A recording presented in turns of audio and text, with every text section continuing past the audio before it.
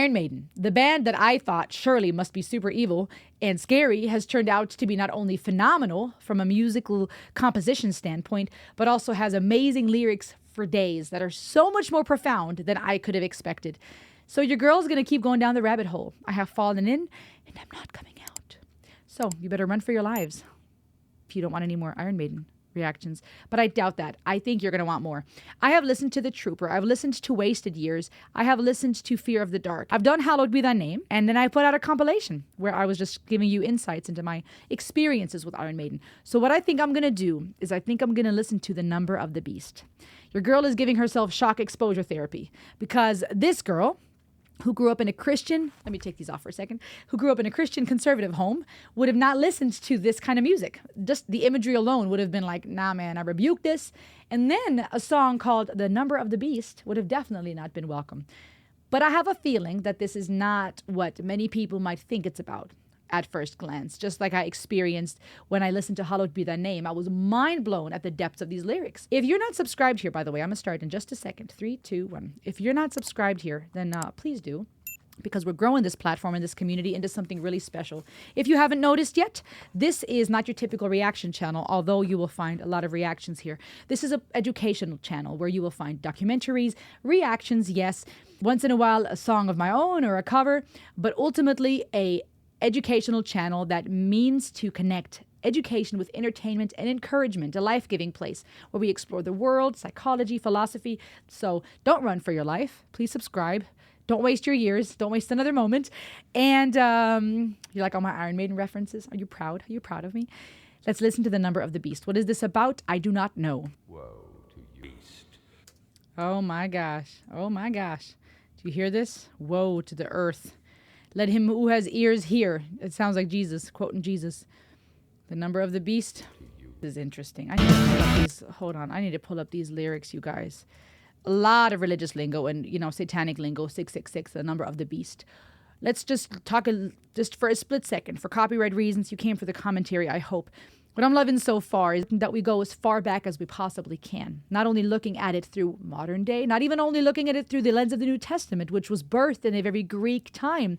Not even only looking at it through the lens of the Old Testament and the Tanakh and ancient Judaism, but going back as far as possible and being willing to look at all of it.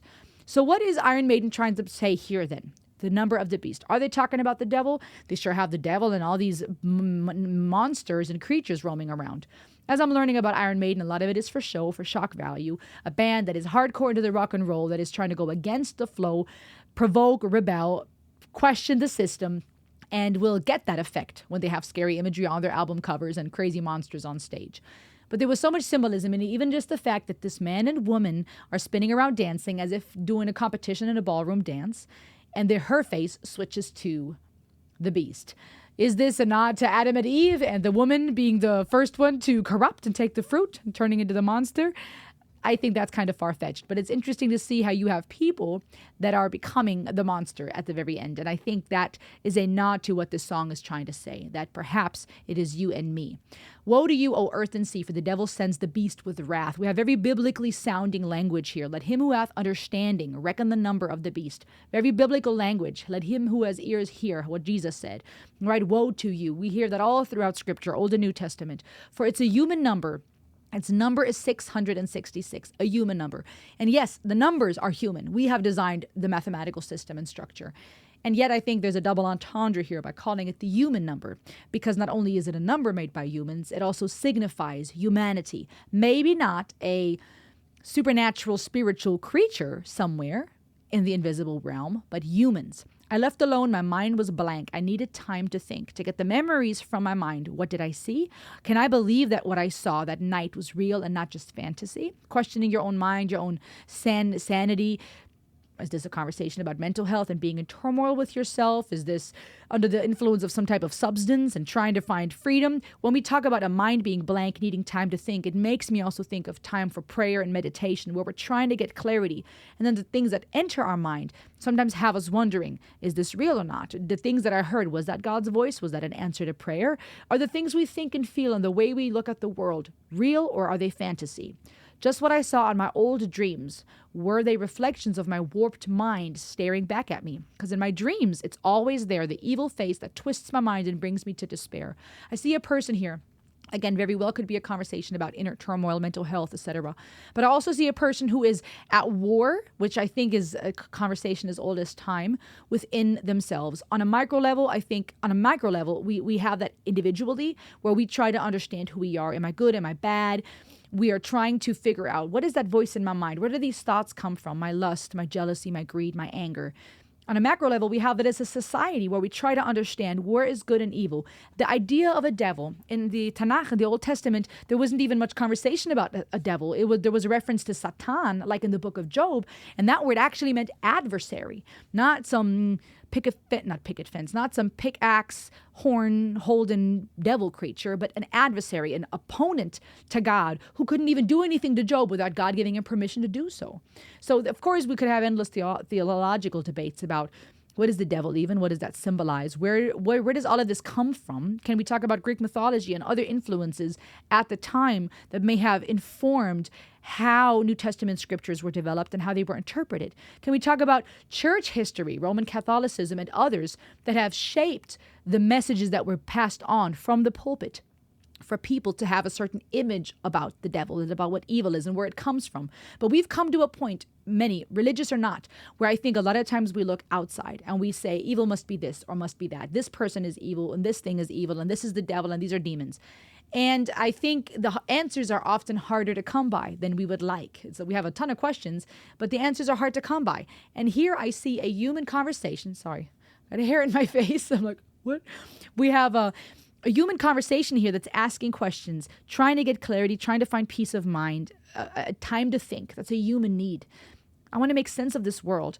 And now we're finding these old dreams reoccurring. Old dreams that you have as a child, the nightmares. That's kind of when it starts. Nightmares as a kid or night terrors if it's really bad. Is it my warped mind? Where do these things, these images come from? That we picture scary stuff, that we're drawn to horror movies, that we picture monsters under the bed. From early on, is my mind warped? In my dreams, it's always there, the evil face that twists my mind and brings me to despair. And I think these lyrics could be taken in different ways. A conversation starter about mental health, about inner turmoil. A conversation about spirituality and theology, right? Is there a devil? Are there demons? Where do these voices come from that torment us? Is it just human nature? To put it in Michael Jackson's words, right? Is it just human nature that we have two sides to ourselves? In the night, the fires are burning bright. The ritual has begun. Satan's work is done. Very satanic lingo. Terrifying at first. But the reason why I'm wondering if this is not so much, on the surface level, maybe just a song meant to provoke and to sound scary. On a deeper level, not a song that I think is trying to be satanic or saying, yes, the devil is real. Let's all worship him. But I think perhaps a double entendre, a poetic rebel piece of the time, to bring awareness to the forces that are at play that may be more human than we are willing to acknowledge.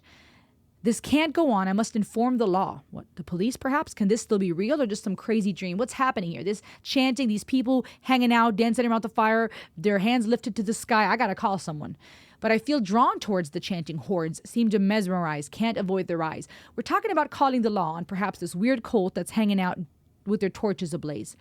The reason why I think this is not just some song that's celebrating or shedding light on Satanism or some type of cult, but perhaps on human behavior. Because the reason why I think that is because it goes from the number of the beast, which is what it's often known for, that number of superstition, to the number for you and me, a human number. Perhaps all of this is a conversation about human behavior. Because in the beginning, we have the religious conversation about someone that's warning us as if God or a prophet or someone speaking from the outside in. And then we have a person in first person singular looking within themselves, asking, I'm trying to find some peace. I need some time to think. My mind was blank. To get the memories from my mind, I'm trying to let go of things in the past. I'm returning to these old dreams. Is any of this real? To now talking about people coming together to be lifting their hands. Some crazy dream towards the chanting horde. We went from an individual internal turmoil to an external disarray. very human experiences, both when we look at people that struggle with their mental health, as well as when we look at religion and various groups, cults, and organizations that come together. But why is he talking about I must inform the law? Also fitting lingo, because the law and Bible and Old Testament and Tanakh, but also the law as in the police. I got to call somebody.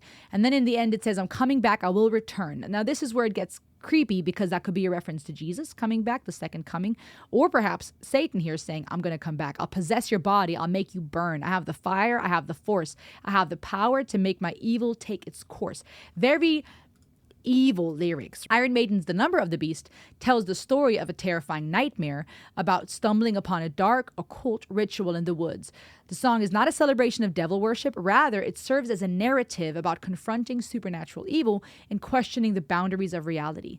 And I read that the bassist and songwriter Steve Harris wrote the lyrics after waking up from a disturbing nightmare induced by watching the 1978 horror movie Damien Omen 2.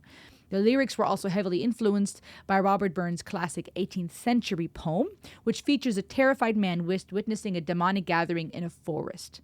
The introduction are biblical references to Revelation 12:12, where it says, Woe to the inhabitants of the earth and of the sea, for the devil has come down unto you, having great wrath. And Revelations 13, chapter 13, verse 18, Let him that hath understanding count the number of the beast, for it's the number of a man, and his number is 666. It is said that the chorus, 666, the number of the beast, centers on the Antichrist. The lyrics reflect a dark battle where the narrator feels physically and mentally drained. Controversy is that because of the dark imagery and the 666 reference in the chorus, various religious groups in the 1980s branded Iron Maiden